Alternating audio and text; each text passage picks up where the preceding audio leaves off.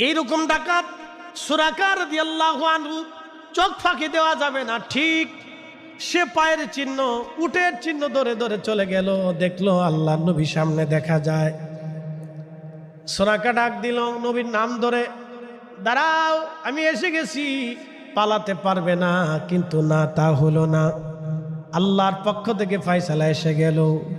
সাথে সাথে সুরাকার ঘোড়ার পা বালির ভিতরে দেবে গেল, মাটির সাথে দেবে গেল, আর ঘোড়ার পা উপরে আর উঠে না।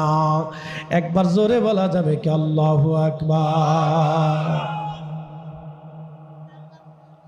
সুরাকা ভয় পেয়ে গেল, হাই হাই, জীবনে তেমন কোনোদিন হয়নি, আমার ঘোড়ার পা মাটির ভিতরে, কি হলো? ঠিক তখনই সুরাকা বুঝতে পারছে ডাকাত হলে কি, বুঝে পেরেছে, বুঝে এসে গেছে। ডাক দিল, ইয়া রাসূলুল্লাহ, আমার আর বুঝার বাকি নাই, আপনি আমারে মাফ করে দেন।